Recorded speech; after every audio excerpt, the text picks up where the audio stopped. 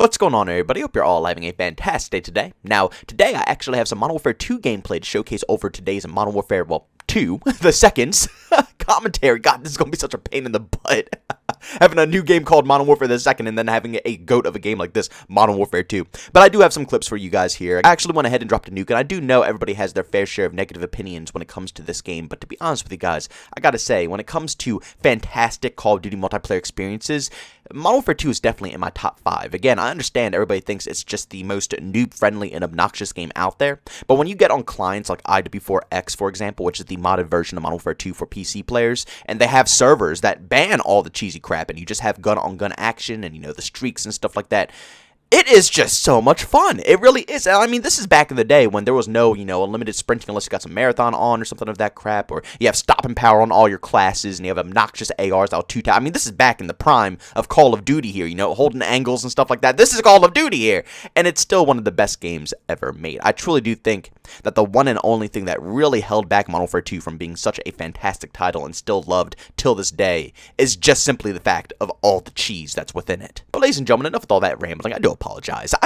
I really love Modern Warfare 2, I'm probably going to go ahead and make a separate commentary about this game. I always do eventually, every once in a while I'll talk about an old school Call of Duty game on the channel. I'll probably end up doing that eventually down the road. But today we're going to be talking about how I am surprisingly pretty darn excited for Modern Warfare the Second to finally release. Now, if you've been watching my channel for a very long time, you know that I'm not really too pumped when it comes to the multiplayer side of things for Modern Warfare the Second, because these past Call of Duty games just haven't really been treating me too nice. Modern Warfare, Black Ops Cold War, and also Vanguard have just completely let me down in so many ways, and it's crazy too because I am a hardcore Infinity fanboy. I'm going to be honest with you guys. I might be a little bit biased when it comes to Infinity Ward games, because I love them all. I loved Ghost, I loved Infinite Warfare. Like I always say, I was one of those weirdos that actually had a decent time through all those experiences, but the one set of games I love to death is the Modern Warfare franchise. Modern Warfare 1, Modern Warfare 2, and Modern Warfare 3. I love those games like there's no tomorrow. And Infinity Ward always had that signature touch of being able to make a tactical styled game, but still fast-paced and arcadey. Treyarch was always just stupidly arcadey. You know what I'm saying? Black Ops 2, Black Ops 3, Black Ops 4. I'll even say Black Ops 1 and World at War. Those two games were a little bit more tactical, more like Infinity Ward style. But Black Ops 2 and up, man, Treyarch just took that arcadey style, that arcadey vibe, and they ran with it. That's their signature style. Infinity Ward has always been a little bit more of a slow-paced COD game, but not so slow-paced like his Rainbow or anything of that sort, you know what I'm saying? And that's what I always loved about them. But all of these development teams, all of them across the board, Infinity Ward, Treyarch, and Sledgehammer Games, I don't even know why I'm mentioning Sledgehammer Games because I never liked one of their games.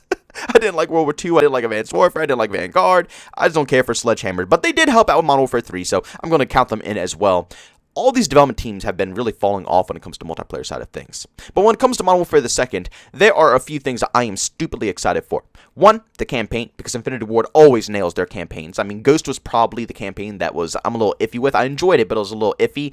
Every other Infinity Ward campaign I've ever played, Call of Duty 4, Modern Warfare 2, Modern Warfare 3, Infinite Warfare, masterpiece, Modern Warfare 2019, masterpiece. All their campaigns are really solid. I'm really excited for Modern Warfare the Second. They never disappoint with that stuff. But the main thing I am really excited for is not Warzone 2. I don't give a crap about Battle Royales. It's DMZ. Again, if you've been watching my channel for a while now, I talk about Battlefield, I talk about COD, but if you know me as a person, behind the scenes, I love extraction-type game modes. I love Escape from Tarkov, and I love that vibe of gameplay. I'm all about that stuff. And in my personal opinion, extraction game modes are much better than Battle Royales. The interactions in those modes are fantastic. It's pretty much the same experience as a Battle Royale, You have one life. If you die, you're out of the game. But there's much more on the line between the gear that you bring into the raid, the gear that you find in the raid, and also the interaction that you can have with other people while you're just simply playing the game live and in action. Yes, proximity chat is a thing in a lot of these extraction modes, and that really adds to the experience. You can either team up with players, you can, just say, okay, you go your way, I go my way, and just completely avoid fights, or you can even taunt players, and just scare players in general. I've seen so many situations in like Escape from Tarkov where someone's just pushing an individual and they start putting on this freaky, scary music or some crap. I think that's actually not allowed, but people still do it. I don't mind. It adds to the experience. But the problem is Escape from Tarkov is way too difficult to get into. I mean, for me personally, it took me oh my god, I don't even know, maybe like close to 3 months until I even got the general information down. And I'm a pretty easy player when it comes to, learning new information. I can transfer pretty much instantly to any game that I usually play. I'm never a god at any game, I'm not a beast, but when it comes to the fundamentals of each game, whether it's hopping on Halo or hopping over to a game like Battlefield, going over to COD, and then going to a tax shooter like Rainbow Six Siege, or even a shooter that you don't even ADS in, like games like CSGO or Valorant, each and every one of these games I've been able to successfully become pretty decently skilled at, but Escape from Tarkov has been the only game that's just really grabbed me by the, I'm not going to say it, but you guys know, and just tugged, brought, it put me through so much pain. And that's a problem, because it has a hardcore following. Don't get me wrong, games like that always have a hardcore following. But when it comes to generalizing the extraction type game mode so everybody knows what it's about, it's impossible, because nobody wants to go ahead and give Escape from Tarkov a try. And also, Escape from Tarkov is only on PC. I mean, the same thing happened with the Battle Royale genre. We started off with games like PUBG and H1Z1 only on PC. Barely anybody could play them. And at the same time, PUBG wasn't just a game for anybody to pick up. It's a very difficult game to learn. It's not the easiest thing. If you wanted to be COD, trust me, it's not no COD. But then over time, different teams picked it up and pushed it on. Now, extraction game modes are almost there, but Battlefield completely flopped. Big time. But when it comes to Modern Warfare 2, it seems by all the leaks and information that this game mode is truly turning out to be a very significant addition when it comes to the whole Call of Duty franchise. Now, I do want to go ahead and start off by thanking the Ghost of Hope over on Twitter for going ahead and putting out a lot of this information, because nobody out there is really talking about DMZ. And I understand, it's an extraction game mode, it's not that popular, it's very new to a lot of, console players as well, so nobody's really hyped up about it because they don't even know what it's all about. But like I said, as an Escape from Tarkov player myself, an extraction fan myself as well, it's really cool to see Call of Duty going in this direction, because this could potentially make it a little bit more playable. And anything playable in a game that I just can't rely off of the multiplayer experience, which is what I always play COD for, anything else that could be entertaining will be much appreciated. But the Ghost of Hope put up a summary of everything that is pretty much covered on the DMZ leaks. Now, the first thing right here is the brand new information that absolutely is just making me beyond excited for DMZ to give it a shot. But the rest of it is pretty much a recap, and I'm going to go ahead and read it all off because, again, it's a lot of new faces here. I know you probably don't know about this information, so I'll fill you guys in. Now, the first one is a marketplace to buy/trade. Second is earn skins, blueprints, and more to use across multiplayer and Warzone 2. At least 4 maps in development, which are all unique. Dynamic weather and day/night cycles. PvE/PvP. And online/offline support. Oof. And in beta at launch. Again, I mean, this, I don't want to get too excited. I'm trying not to get too excited, but it's extremely hard because this is something that I've been waiting for forever. Forever. I can't even explain how badly I was let down when Battlefield 2042 Hazard Zone turned out to just be some crappy, low-effort side game mode. Because it could have been so much more. Like I said right here, the first thing is just outstanding. They're going to have a marketplace in DMZ, and for some strange reason in Hazard Zone, they thought that having no marketplace was the way to go. No, this is crucial. It's so crucial because it says that basically we, the players, hopefully this is the way they go about it, will have our own economy.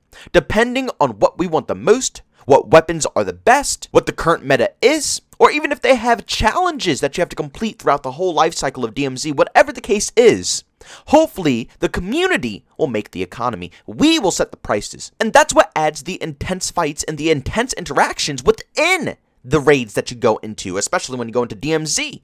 Because when you see items laying around, or if you see an enemy holding a weapon that you know cost a lot of cash, you will be more encouraged to try to take it or do something else of that nature. Same thing when it goes for you. If you want to bring in heavy weaponry that's going to cost you a lot of money because you know you have to do either hard challenges or you want to survive better, but people see that, they'll more than likely want to challenge you as well and take your guns and take your equipment. It makes for fun interactions.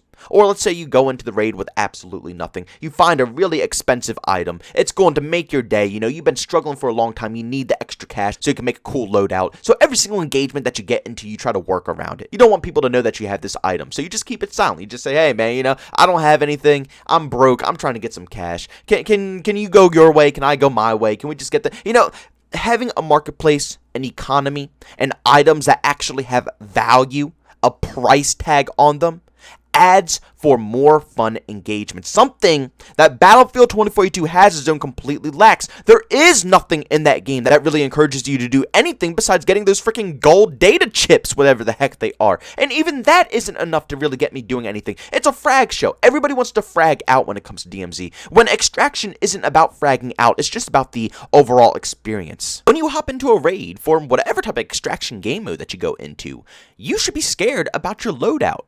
You should be worried that whatever you bring in, there's a possibility you might lose. Now, of course, this is called gear fear, which makes people play like absolute wusses, you know. Your typical camper in Call of Duty that's going to be corner camping the whole game. That's what gear fear really does to people. But, you see, it's always going to be in every game. There's going to be at least a handful of people out there who's going to be corner camping, no matter what type of game is out there. You know, it could be the most fast-paced game in the world, and someone's still going to be corner camping. But gear fear adds that extra bit of adrenaline rush within every single gunfight, because if you aren't a wuss and, you know, you do play normally, you know, you play how the game should be played, you're walking around with that thought that, you know, I have to be very careful. I have to literally think about every single engagement, because one bad gunfight will lead to me losing it all. And Battlefield 2042 Hazard Zone, I don't feel that. You know, there's no feelings of emotion with my gear when it comes to that game. I challenge everybody because I don't give a crap about losing. You know what I'm saying? I'm still going to have enough currency to be able to rebuy the top tier assault rifle with all my favorite attachments on it. I can at least get, you know, a couple of perks or something going on there, and I'm good to go for the next match. There's absolutely, like, the only thing you lose if you die is your perk streak, being able to overstack your perks. That's not enough.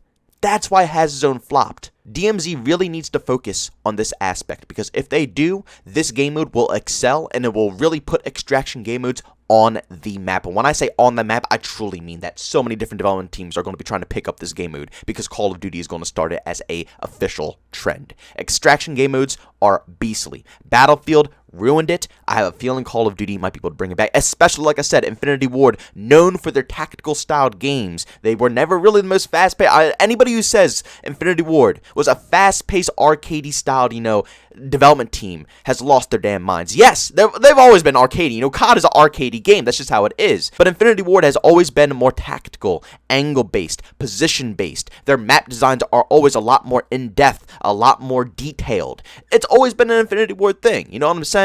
So I think that their playstyle could truly transfer over to an extraction-type game mode perfectly. And also, they've been working on this game mode longer than Battlefield has been working on Hazard Zone. So, you know, keep that in mind. Keep that in mind. Infinity Ward has been working on this game mode for ages, probably longer than they've been working on the original version of Warzone, to be honest with you guys. They're putting in a lot of work and effort, and I'm excited to see if this work and effort is going to pay off, because clearly we all know, I mean, come on now, we all know multiplayer is not going to get that work and effort. It's obvious as day. We can keep our hopes high, you know. I'm keeping mine low. My expectations are stupidly low. So if they do something good, I'll be happy. But I don't trust anybody. Even my favorite development team out there, Infinity Ward, I do not trust them with making a good multiplayer experience anymore. So my only hope right now is the side modes and the campaign, basically. And maybe we'll see with multiplayer. I'm assuming it's going to be another rant year. I'm assuming I'm going to be ranting for the full year, because I'm still going to play it, right? You know, that's what my channel is about. I'm going to play multiplayer. I love it, you know, so I'm going to give it a shot, but I don't think it's going to be very positive. But I'm hoping DMZ is going to be my break, you know, my getaway, something that I can be positive about, something that I can have fun with and enjoy Call of Duty for, because everybody lucked out with Warzone. Everybody loves Warzone. You know, I know not everybody. I know a lot of you guys who watch my content don't really enjoy it, including myself. But, you know, Warzone is extremely popular. It's keeping Call of Duty alive, and that's what everybody's enjoying. But I just don't care for Battle Royale anymore.